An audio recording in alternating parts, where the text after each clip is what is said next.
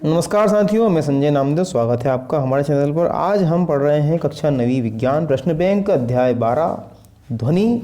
Blueprint के अनुसार इस पाठ में से 8 अंक के प्रश्न पूछे जाएंगे, मतलब काफ़ी बड़ा पाठ होगा। 2 अंकों के वस्तुनिष्ठ प्रश्न है, 1 अंक का 2 अंक वाला प्रश्न है, एक प्रश्न, और एक प्रश्न जो है 4 अंक का। इस प्रकार ये 8 नंबर का है। सही विकल्प चुनकर लिखने की बात करें तो यहाँ ध्वनि की प्रबलता निर्भर करती है। पहला प्रश्न है हमारा आयाम पर। ध्वनि का जो तारतम्य है, ध्वनि का तारत्व निर्भर करता है व आवृत्ति पर। निम्न में से किस माध्यम में ध्वनि की चाल अधिकतम होगी? स्टील माध्यम में ध्वनि की चाल जो है वो अधिकतम होगी। रिक्त स्थान की पूर्ति की अगर यदि हम बात करें तो ध्वनि विभिन्न वस्तुओं के रिक्त स्थान में आ जाएगा। पहले वाले का उत्तर आ जाएगा हमारा कंपन। दूसरा है किसी ध्वनि किसी द्रव्यात्मक माध्यम में तरंग अनुधेर इसमें शब्द आ जाएगा हमारा अनुधेर। तीसरा है ध्वनि संचरण में माध्यम के कण आगे नहीं बढ़ते, केवल जो है विक्षोभ शब्द यहाँ पर आ जाएगा। विक्षोभ ही संचरित होता है। ध्वनि तरंगे हैं तो ध्वनि तरंगे हैं, इसमें भी हमारा क्या जाएगा? चौथे में अनुधेर शब्द इसमें भी आ जाएगा। अनुधेर तरंगे हैं। 5वां है ध्वनि संचरण के लिए की आवश्यकता होती है, तो हम क्या कहेंगे यहाँ पे? 5वें में उत्तर आ जाएगा माध्यम। इसमें होती है माध्यम की आवश्यकता। फिर आता है छठा, वह तरंग जिसमें माध्यम के कण अपनी माध्य स्थितियों पर तरंग संचरण की दिशा में लंबवत गति करते हैं, तो इसमें भी अनुप्रस्थ, इसमें क्या जाएगा? छठे में आ जाएगा अनुप्रस्थ।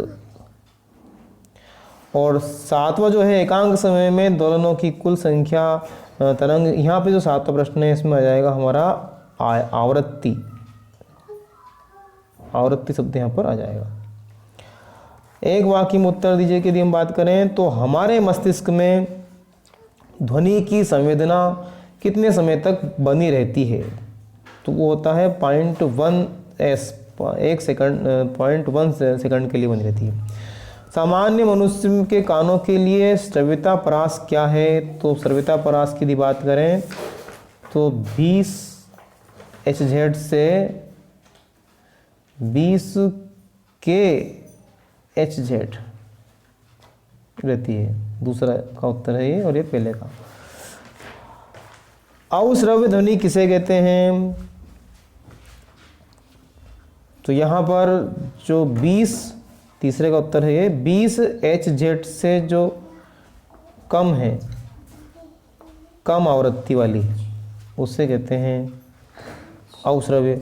चौथे की बात करें पराश्रव्य ध्वनि, तो 20 kHz से अधिक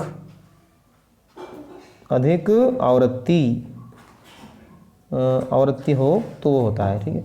इसके बाद में हमारा आता है 5वां, अल्ट्रासोनोग्राफी के लिए किन तरंगों का उपयोग किया जाता है? तो उसके लिए किया जाता है पराश्रव्य। 6ठा है ध्वनि का कौन सा अभिलक्षण किसी अन्य अंधेरे कमरे में बैठे आपके मित्र की आवाज़ पहचानने में आपकी सहायता करता है? तो वह है तारत्व या आवृत्ति। आगे बढ़े यदि हम तो प्रश्न हमारे 2 अंक के हैं और 4 अंक के हैं। इन प्रश्नों की चर्चा हम आपसे करते हैं। आइए देखते हैं 2 अंक के प्रश्न में ध्वनि कैसे उत्पन्न होती है। तो यहाँ पर ध्वनि कैसे उत्पन्न होती है प्रश्न की हम अगर चर्चा करें तो ध्वनि ऊर्जा का एक प्रकार है जो सामान्यतः कानों में सुनने की अनुभूति उत्पन्न करता है। नंबर 2, ध्वनि विभिन्न प्रकार से उत्पन्न की जा सकती है। सबसे पहला यहाँ पर दिया है प्रहार द्वारा। उदाहरण के लिए यदि हम एक स्टेनलेस स्टील की चम्मच से एक धातु की प्लेट पर प्रहार करें और फिर धीरे से प्लेट को छुएं तो हम उसमें हो रहा कंपन महसूस कर सकते हैं और ध्वनि सुन सकते हैं। अगला प्रश्न है, अगला पॉइंट है खींचने द्वारा। हम गिटार के तार या किसी अन्य तंत्री वाद्य यंत्र के तार खींचते हैं तो उन तारों में कंपन होता है, जिससे ध्वनि उत्पन्न होती है फूंकने द्वारा, इस प्रकार रगड़ द्वारा आदि। संपीड़न एवं विरलन क्या है?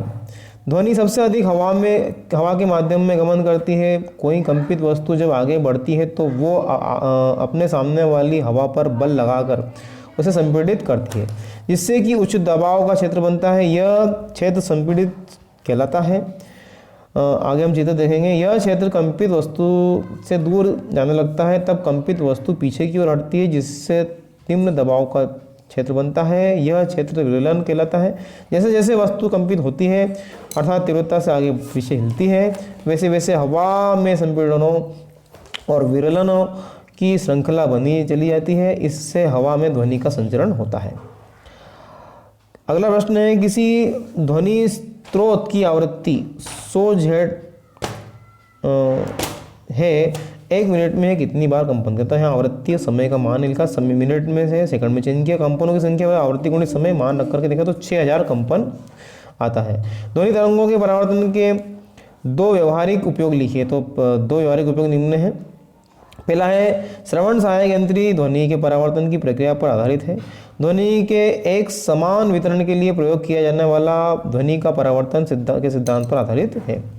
अनुसरण क्या है? इसके लिए इसे कैसे काम किया जाता है सकता है? ध्वनि के बार बार दीवारों से टकराकर बार बार परावर्तन, जिसके कारण ध्वनि निर्भय होता है, इसे अनुसरण कहते हैं। अनुरण के लिए को कम करने के लिए सभा भवन में की छतों तथा दीवारों पर ध्वनि अवशोषक पदार्थों जैसे संपीड़न फाइबर बोर्ड, खुरदरे प्लास्टर अथवा पर्दे लगाए जाते हैं। वस्तुओं को साफ करने के लिए पराध्वनि का उपयोग कैसे? तो यहाँ पर देखें, पराध्वनि का उपयोग ऐसे भागों को साफ करने के लिए कहता है जहाँ पहुँच से परे होते हैं, जैसे सर्पिलाकार नली, विषम आकार के पुर्जे। इन्हें साफ करने के लिए उन्हें साफ करने वाली मार्जिन विलियन में रखते हैं और इस विलियन पर पराध्वनि की तरंगें भेजी जाती है। उच्च आवृत्ति के कारण धूल, चिकनाई तथा गंदगी कण अलग होकर नीचे गिर जाते हैं। इस प्रकार वस्तु पूर्णतः साफ हो जाती है। अगला हमारा प्रश्न है जो 4 अंक के हैं। ध्वनि की प्रबलता से क्या अभिप्राय है? यह किन कारणों पर निर्भर करती है? तो ध्वनि की प्रबलता उसकी तीव्रता है, यह उसके आयामों पर निर्भर करती है। ऐसी ध्वनि को जिसमें अधिक ऊर्जा होती है उसे प्रबलता कहते हैं और इसके कारण है निम्न है: आयाम पर, ऊर्जा पर, तीव्रता पर, तरंग के वेग पर। इकाई क्षेत्र में 1 सेकंड में गुजरने वाली ध्वनि को प्रबलता कहते हैं। चमगादड़ अपना शिकार पकड़ने के लिए पराध्वनि का उपयोग किस प्रकार करता है? वर्णन कीजिए। चमगादड़ की आंखें कमजोर होती है, इसलिए वे अपना शिकार नहीं देख पाते। अपनी उड़ान के दौरान वे उच्च आवृत्ति वाली पराश्रय तरंगें छोड़ते हैं। ये तरंगें अवरोध या शिकार द्वारा परावर्तित होकर चमगादड़ के कान तक पहुंचती है। इन परावर्तित तरंगों की प्रकृति से चमगादड़ अवरोध का शिकार अवस्थिति का आकार जान लेते हैं और उनको शिकार कर लेते हैं। सोनार की कार्यविधि का उपयोग तथा उपयोगों का वर्णन करना है। सोनार एक ऐसी युक्ति है जिससे जल में स्थित पिंडों की दूरी, दिशा तथा चाल मापने के लिए किया जाता है। सोनार में एक प्रेषित तथा एक संसूचक होता है। प्रेषित पराध्वनि उत्पन्न व प्रेषित करता है। ये तरंगें जल में चलती है तथा जल से टकराकर संसूचक द्वारा ग्रहण कर ली जाती है। संसूचक पराध्वनि तरंगों को विद्युत संकेतों में बदलता है और जिसकी उचित व्याख्या करके अनेक चीज़ों की जानकारी हासिल की जाती है। सोनार का उपयोग है।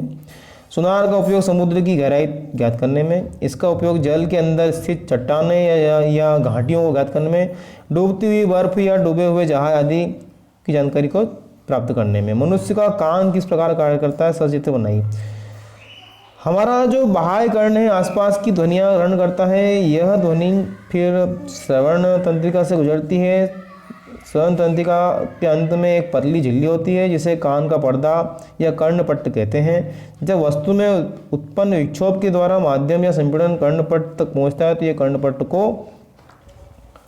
जो है अंदर धकेल देता है। इसी प्रकार विरलन कर्णपट्ट को बाहर की ओर खींचता है। इस प्रकार कर्णपट्ट में कंपन उत्पन्न होता है।